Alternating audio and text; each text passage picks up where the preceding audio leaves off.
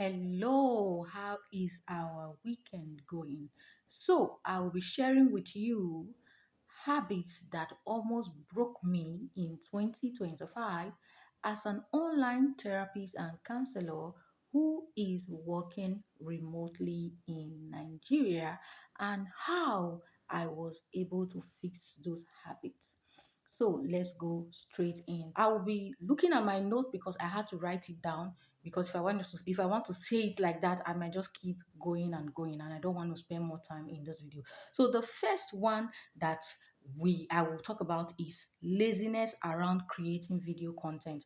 Now that was one of the habits that almost destroyed me as a brand. So it was a very big issue. I won't lie you, because I am naturally an introvert. It was a very big issue. So I'm glad that this year I break out of that particular chain and web because it almost broke me. I struggled with it and I overcome. How did I overcome the laziness around creating video content? I'll just give you one tip. What I did was anytime an idea popped into my mind, I just get up and do it. So that was what I did, and you can also try that. I get up and I do it. That was all. So the second habit is when I finally get up and start doing whatever I want to do and combat laziness. Guess what followed? What follows was that there became a feeling of physical appearance obsession. That is, I began to get a little bit concerned about, oh, I just want to appear as the idea comes into my mind. What happened to dressing up, looking good, wearing makeup, doing all of these things? Now that became a battle. Why? Because I needed a perfect appearance. But how did I overcome that? Because sometimes before I go about doing the perfect appearance, looking for what to wear, wearing it, doing makeup, and all of those things, sometimes the idea, which is naturally fluid, is gone. So how did I overcome that? I overcome that particular habit that almost ruined me by choosing to appear the way I am sometimes, not most times, but sometimes appearing the way I am. Why? I realized that this part was also my imperfection, and I am human. I cannot be perfect, and I should not create a scene or a situation whereby who you are seeing online practically is different from who you will see one day when you maybe have the opportunity of meeting me and be like, who is that person? You understand? So I allowed myself to show up with that feeling of I am imperfect, and that is me. I will not wear makeup every day. I will not dress 100% porch every day. So I allowed myself to gradually appear on your screen with some imperfection in my appearance.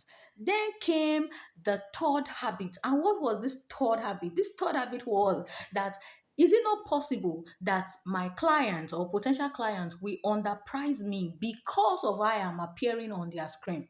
Yeah, and guess what? I actually experienced that. I actually experienced people underpricing my services or my consultation fee because of how I appear, or maybe how I play around or joke around online. But guess what? I realized that. How did I overcome that? I realized that anybody that's kind of aligned with your mindset, the way you think, the way you reason as a therapist, they are cool with you no matter how you appear on their screen. And I've also understood again on that somebody that is ready to be with you, work with you, allow you to walk the journey with them is not going to be concerned about comparing your look or how you appear and what you are charging.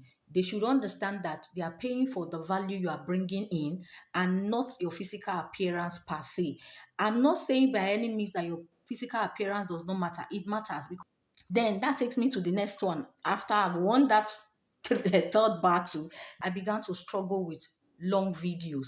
So my videos are sometimes extremely long, and I needed to work on making my video short. So it became a big struggle. That became another habit of, must your video always be long? Can't it just be short? And guess what? I began to time myself and work on it. Thank God for TikTok that actually also helped me to actually work on it. And guess what? As the year is gradually coming to an end, I have understood that some of this effort that I put into it was worth it. As I conclude, that one thing you must always understand is that as you look through your yearly goals and you are able to pinpoint what you did not achieve or what you did, take our time to evaluate the things that kind of hinder you from actually achieving it. and try to see, can you fix them now or you can fix them the upcoming year. There were things I noticed last year that I have fixed, personal life and my brand. And there are things that I've noticed this year that I have still not overcome that I will fix. So, on that note, I want you to take a walk with me in case you have evaluated yourself or you are unable to even point out some of these things that had the potentiality of actually disrupting your plan for year 2025. Walk with me and let me help you to figure it out and also fix it, because next year is going to be a better year and you can't walk in your shadow. You have to shine bright. Thank you. My name is Rebecca Cancelo Presh.